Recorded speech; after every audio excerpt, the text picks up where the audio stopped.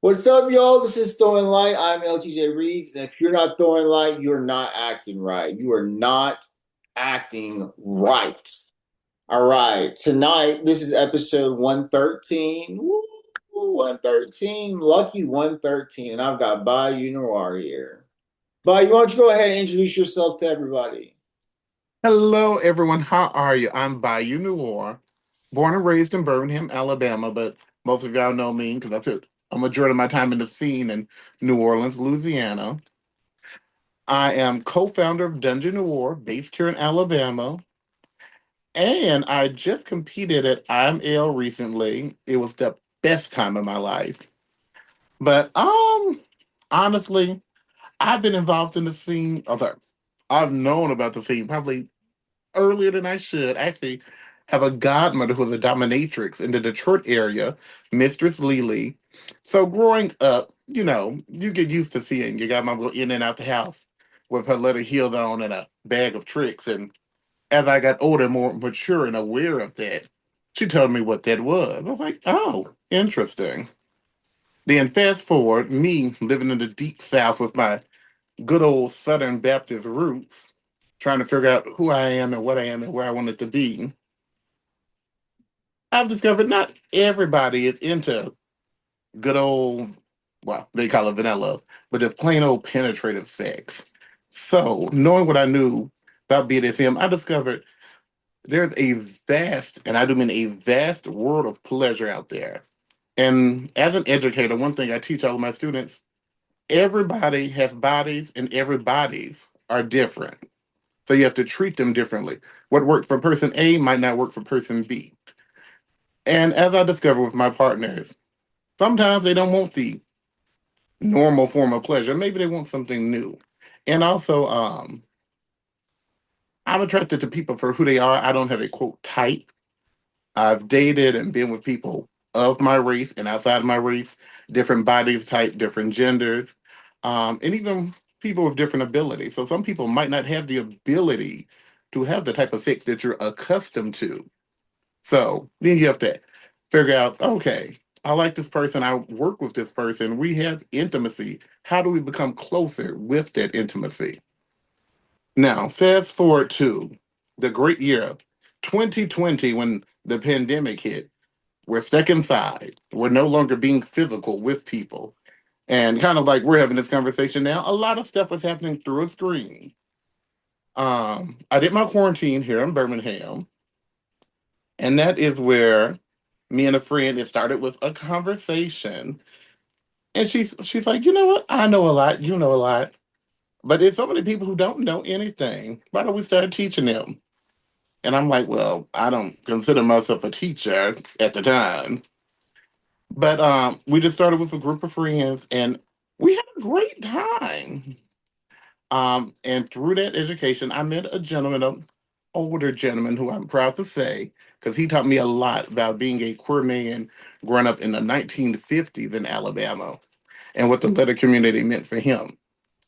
And I'll never forget, pandemic slowing down. We're slowly starting to meet people here and there wearing masks, taking hand sanitizer with us. And when I met him, that's when I put on a harness for the first time. And it was like magic. I I used a metaphor because I'm sure we've all seen the color purple before. But when Suge Avery puts the red dress on ceiling and she looks in the mirror, it's that awakening. It's that moment. The feel, the smell of that letter awakened something in me. And then I just took a deep dive into the community. We would go to Atlanta a lot, Nashville a lot, and of course New Orleans, where I found out more about the letter community.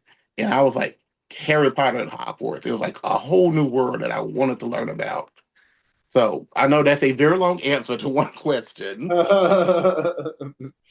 No, no. So your dominatrix mother was from Detroit. Were you in Detroit? No, she had moved down with my god sister at the time to Birmingham. She went from Detroit to Maryland to DC to Birmingham. I know, lots of traveling. So, Birmingham, Alabama. Look, I grew up in Monroe, Louisiana. So, um, uh, this is a far stretch, but I would say that Birmingham is more liberal than Monroe, Louisiana. I think Alabama as a state is a little bit better rated than Mississippi and Louisiana. I don't know in terms of being yourself and being LGBT. I don't know all of that. I know the Southern Coast, I'm sorry, the Gulf Coast, like Mobile, they have they have a vibrant community, don't they? I don't know. Oh, So very much so. so So then I Birmingham, what is Birmingham like? so I tell people all the time, you've got Birmingham and then you've got the rest of Alabama. Just like you have New Orleans and you've got Louisiana. Birmingham is the most liberal city in the state. We've got a great mayor here in Birmingham. We who actually has an LGBT liaison for the city. We have a great pride every month. We have a good queer film festival, and we have a lot of at least four I know of trans organizations just for people of color. And it's funny, a lot of people come from all over the state to Birmingham to get those resources because they can't find them in smaller cities. Tuscaloosa, Mobile, Auburn, and Montgomery, they're slowly catching up, but right now Birmingham is in the race. Now, Alabama as a whole, it is lacking a lot for people of color, for queer people. However, the change is coming rapidly, and a lot of that change is coming from our youth.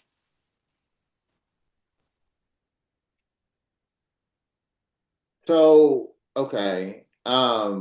When you say we're talking about the LGBTQI plus culture as a whole, we're not talking about the leather community, right? Correct. Now, Okay. I was going to say the letter community in Birmingham is very, very, very small. And the letter, and I will just be 100% honest with you because I've had this discussion during Southern Decadence last week. The letter and kink community in Birmingham is very segregated as well. I can see that. That doesn't surprise me. That doesn't surprise me at all. Yes, one reason that we created Dungeon Noir, that's our banner in the back, is because one of my siblings went to a local, well-known kink organization here in Birmingham, and she was very much unwelcome, and they were very direct with it. And In what way? What did they say or do? they just told it well, like, "Hey, thanks for coming, but we don't think this space is really, for you. Maybe you would like to rather be over here with your own people." Hmm. Which in the South, we all know what that translates to. Yeah. Goodbye, N-word. Basically. Mhm. Yes. And for a non binary person, especially, it was always hard to find a place. And like I said, I do think things like that are changing. We're working with another organization now, actually, out of the Auburn area. They're starting up. They have about a dozen members or so, and we're planning a meeting, hopefully, for this weekend. But So, yeah, oh, sorry, I didn't mean to interrupt you. no, no. Well, so you're dealing with racism in the minute leather community that is in Birmingham. Obviously, they're dealing with racism as a whole because I had a guest on here and we were discussing, or maybe it might have been a conversation on personal life. Um, we were discussing how gay black men were viewed in Louisiana when I was growing up or whatever. I'm Creole background, so I'm not your, what people perceive to be your average black man, I guess, or whatever. Mhm. I don't know. But the assumptions of sexual positions with black men and white men, like black men were fetishes, if that makes sense. Like being with a black man would be a fetish that you would keep private. And they still are. So yeah, I mean that's how it how I saw it and how I had people, people were especially white races or white people with unknowingly racist etiquette have been comfortable with me because they don't perceive me as black, and they've told their truths. I've heard the truths. I've heard the things that white people say when they don't think that black people are in the room or around. Like I've heard those things. Um, what's more problematic is discrimination because white gay men discriminating against black men is a problem in itself because white gay men are being discriminated by society for the fact of being gay. So why would you want to discriminate against someone else? And then it plays in today how we have now gay men throwing trans people under the bus. um I guess white gay men are perceived to have spending power. You know what I'm saying? They have more money economically than I guess you would say two black lesbians.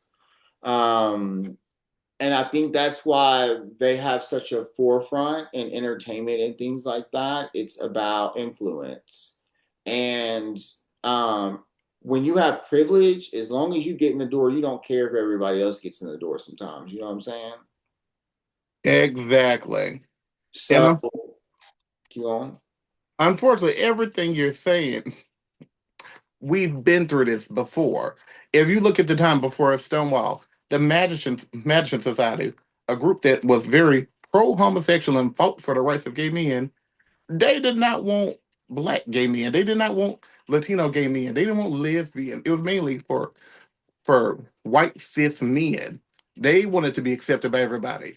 And by uttering the rest of us. And and unfortunately now with the rise of queer MAGA, as we know, yes, it's a thing, which is hard to believe. And I Mm. can't call them friends, but I've had past associates who fall into that group.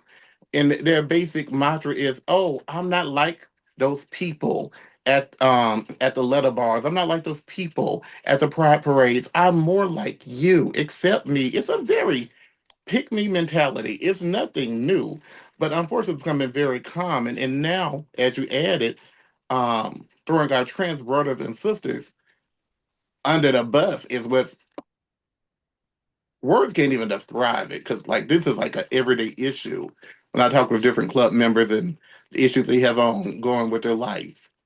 And the fictitious news that they put out, how trans people are lurking in the bathroom trying to attack your children, which is not true, when most of them just want to go to the bathroom, go into a changing room, go to the doctor's office, and go home and live normal lives.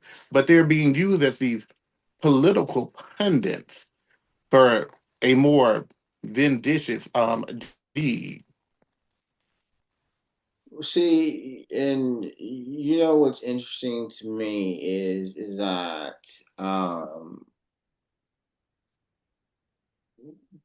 people don't understand sometimes the power that racism has in terms of politics and things like that.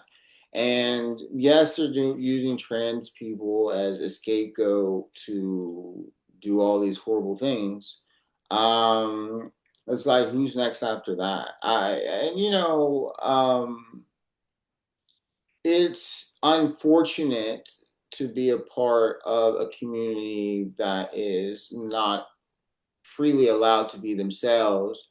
However, have you ever felt like, so you've been doing Dungeon Noir, correct?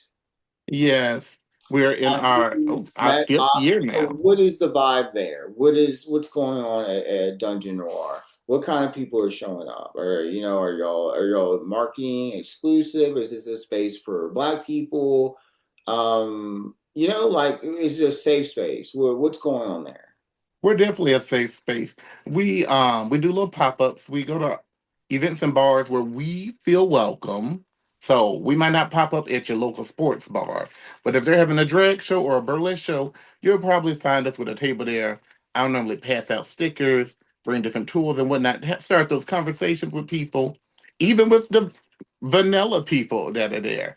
People are like, "Oh, I've always wanted to do this, this, and this, but I've never known how or where to start." Like, "Oh, come with me. I'll let you know." Um, our group is mostly people of color. It's about half and half female, then the other half would be either male or non-binary. but everyone is welcome. We're very big on queer history and mostly lifting up people of color. We're not strictly people of color, but we're very pro people of color because we know that they have more obstacles in society. Um, You know, and lately, I had a conversation about being considered second class citizens, you know what I'm saying? But then I'm like, when you're trans, you're third class. Like you are treated so horribly. I am sure to be a trans person of color, just heaven forbid. You know what I'm saying? Like that's tough. That's a tough journey, especially the way people treat people like that. Have you ever had anyone be disrespectful in your spaces towards anyone? Has always gone well, and have you let's say have some of these more traditional types try to interfere or have an opinion about it?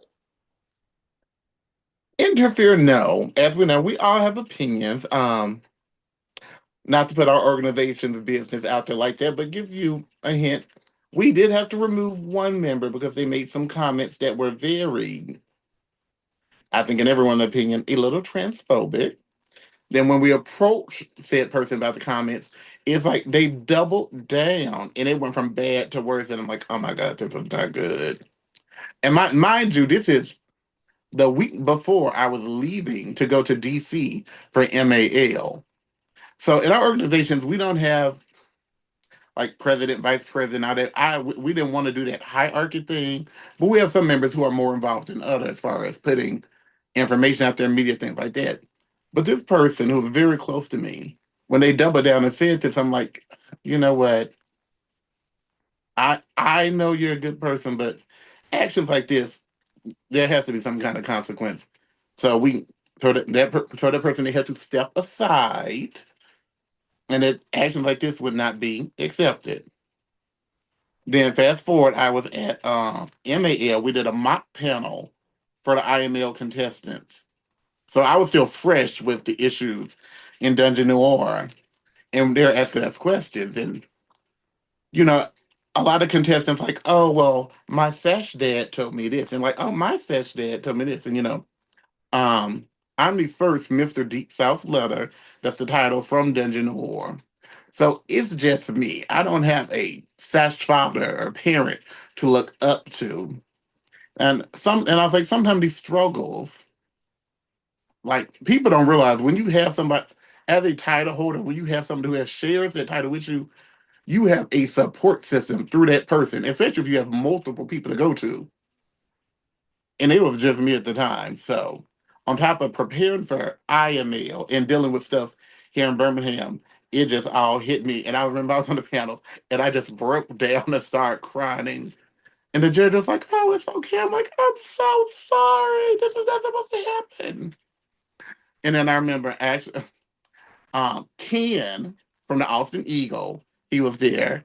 He wrapped his arm around me and Pup Yoshi. And they're like, it's all right, we're here for you. And I'm like, bothered. Mind you, these people, they just met me for the first time. We're in a group chat, but this is like our first time meeting. But it was that support and that brotherhood that brought me together. And I was like, all right, thank you. I told them what happened. They said, Bayou, you did the right decision. They said for standing up for one person, you're standing up for everybody in this room and everybody that's like us. I'm like, oh, thank you. Well, I'm getting emotional again just thinking about it. Well, that's, I mean, sticking up for somebody for who they are makes it, it's a statement. It's a, I accept this person because this is a human being. And there's no difference between me and this other human being. We both have souls. You know what I'm saying? You are the first Mr. Deep South Leather. I am. And it'll be a year to end of this month. And it's been quite a year. I've grown a lot as a person, as a title holder, as a figure in my community. When I was out trying to get sponsors, trying to raise money, trying to see what the communities need. My eyes were open to a lot, like issues we have and progress that we're making. Like it's like you can really see the good and the bad. Okay, so are you getting ready to step down? Yes, that is the plan. We're in talks of that now. We're, I would like to have a contest,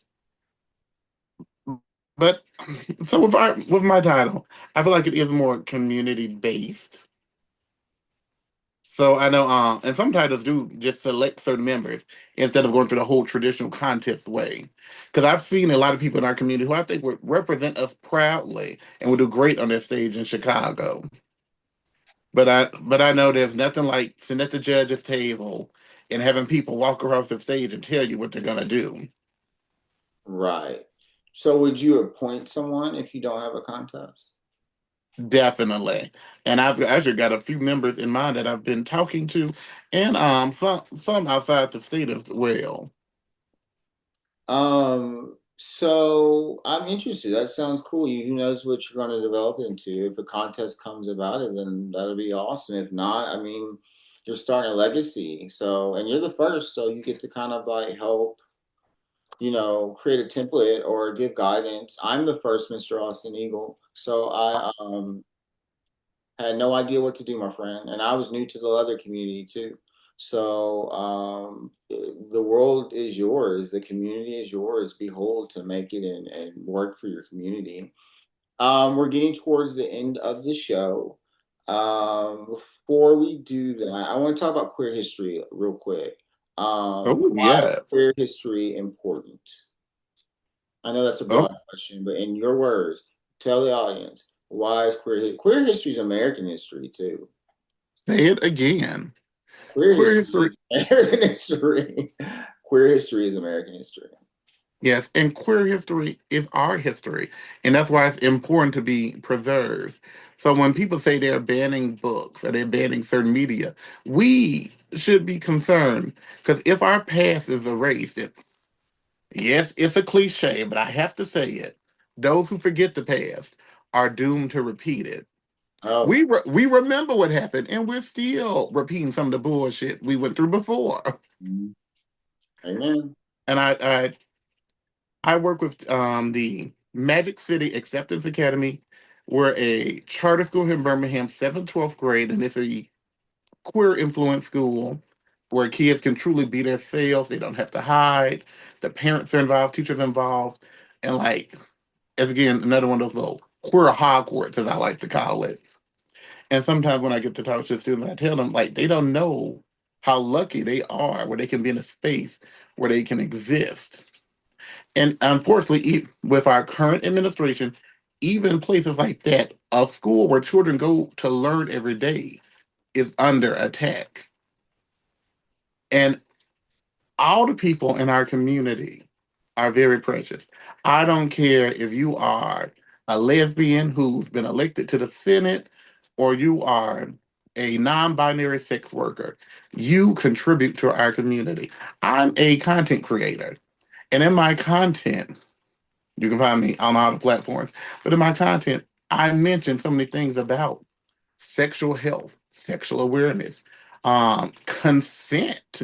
Consent is a very big thing in our community that really needs to be, I don't want to say re-educated, but need to be revamped a little because I feel like some people are losing the meaning of consent.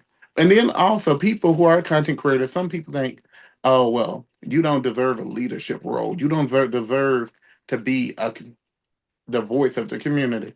Like, why not? I exist. These are my people. We're here. And what I hear a lot of people say, gay and straight, because I actually just came from the Just for Fame conference in Palm Springs in May. I lost my train of thought. Sorry. Fine. But they're trying to say that people make content, don't have a voice, and that they're just trying to be political. And I'm like, but It's not politics. It's my life. And you can say the same thing for queer people when they're like, "Oh, these drag shows and yada yada yada." It's so political. It's not political. It is our life. Me having access to have sexual education helps to keep me alive to where I can work in that field. That's important to me. It might not be part of your life, but for me, and people don't realize queer history we're saying is happening every day. Because we're living it, it doesn't seem relevant now. But because TJ, you're a young man, you're like what, 21, 19. We're gonna go with that. Yes, sir. But Man, soon, I'm one day, I am a very grown 29-year-old man. oh, my favorite number. But soon, one day, me and you, we're going to be up there. We're going to be the elders one day. And people, next generation is going to ask us, what were you doing when the post massacre happened? Or how old were you? Were you alive when Matthew Shepard got killed? And even for some kids now, that's only stuff they can see on YouTube or read in history books. That is stuff that we actually live through. Um, Dungeon Noir, we work with the Carter Johnson Library, which is an organization close to my heart. Mama Vi is working her ass off to preserve our history. I would ask anybody, go to the Carter Johnson Library. You can see videos on YouTube. Go directly to the website. And Mama Vi, she is saving all of our history. It doesn't matter if it's a poster for drag bingo, a letter night at your bar, or lesbian jello wrestling contest. Those posters matter. 5, 20, 50 years down the line, people are going to look back and see where we were and what we did in history. Right on. All right, Bayou, that brings us towards the end of the show. There is just one thing you have to do before you go. I'm ready. I've been practicing. Okay. Another guest that's ready to go. Well, I'm going to count to three and I'm going to let you take care of it. Okay. Mhm. One, two, three. If you're not throwing light, honey, you're not acting right. Thank you for adding the honey. Ooh, with that, with that. My southern touch. Thank you so much for taking this interview with me, Bayou. I'm so glad we got to connect on here. I am very interested to see where you go and how the community thrives in Alabama. Hey, you want me to come over and judge a contest or something? Hit me up or something. I'm around or whatever. Definitely, I would also. Me and my group, we're trying to do a content roundtable, with different content creators talking about what your outreach is. Is it community based, and also your experiences you have too. Some people do it for fun. And for some people, it's their around the clock life. Well, shoot me a message, okay? All righty, thank you so much. All right, thank you so much. All right, y'all, that's Throwing Light, and we're out.